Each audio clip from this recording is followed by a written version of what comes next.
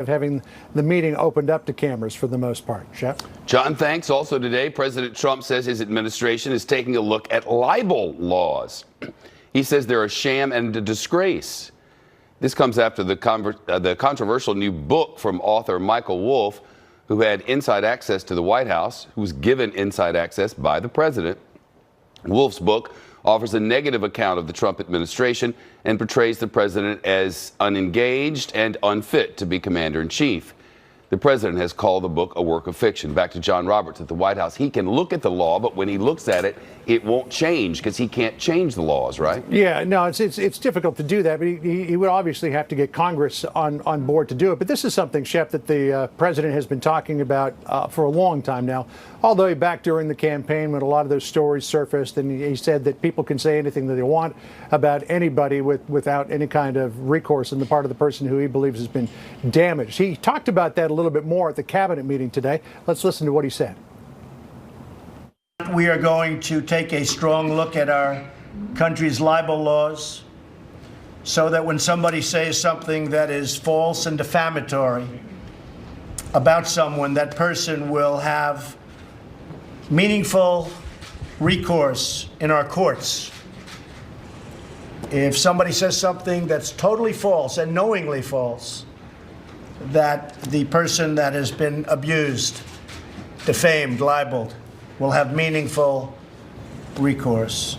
In addition to the president believing that our current libel laws are a sham and a disgrace, as you pointed out, Shep, he also says they do not represent American values or American fairness.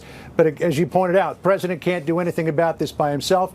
He'd need to get Congress on board. That, no doubt, will be a heavy lift. Shep? Yeah, it's more than that. John Roberts at the White House. John, thanks very much. For clarity, because we're in the position to report facts here, all of that about libel laws, that was just a word salad of nothingness, because none of that means anything except look over here. He couldn't change the libel laws. If he wanted to change the libel laws, he couldn't change them if he got the Congress in there. These are state laws, and that was nothing. John Bussey's here, associate editor of the Wall Street Journal, with which this neighborhood network shares common ownership. It's state laws. Right. It's two things. It's interesting. First off, this is not a sham and it's not a disgrace. Our libel laws are here to protect, and they do a pretty effective job of that. Speaking from a journalist standpoint, we're very observant about what has to be done to not libel somebody. So they're not a sham and not a disgrace. They are state laws. The Constitution's First Amendment is what it's all about. And good afternoon from Fox News in New York. I'm Shepard Smith, the president of the United on Fox television stations and the Fox News channel. Ties to Russians and potential money laundering and the rest. John Bussey is with us, associate editor of the Wall Street Journal, with which this network shares common ownership. It is, when we talked about this during this, it is a bit baffling that he's coming off a very good day.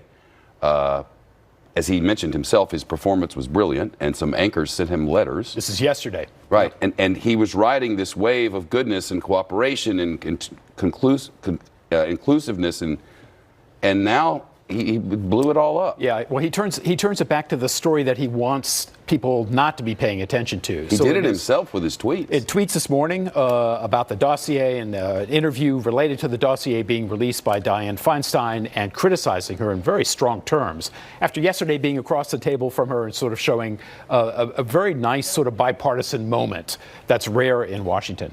Talking about the need that our libel laws are a sham and a disgrace and they need to be rewritten. Why is that? Because there's a book that's out and it is criticizing him and calling him mentally unstable, and he's angry about this.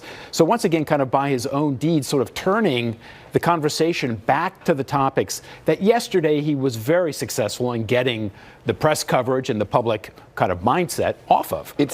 On some level, with some quarters, it works for him. Because, my team, we have this Twitter thing, and the people are those who are with him no matter what. He should change the libel laws. The libel laws are horrible. He can't. He's not a dictator. He's not a king. He can't change the libel laws. That's preposterous. The libel laws are set by 50 states and by the First Amendment of the Constitution. So if you're going to change the libel laws, you're going to have to get Congress to change the First Amendment. Not only that, they're not a disgrace and a shame. They are very effective in protecting people who are written about and also those who write about them, providing guidelines that you have to follow. For somebody to libel the president, they have to have a falsehood, but there has to be a reckless disregard for the truth and malice, malice and forethought associated with that. So there are rules. But even in this press conference, the question from Roberts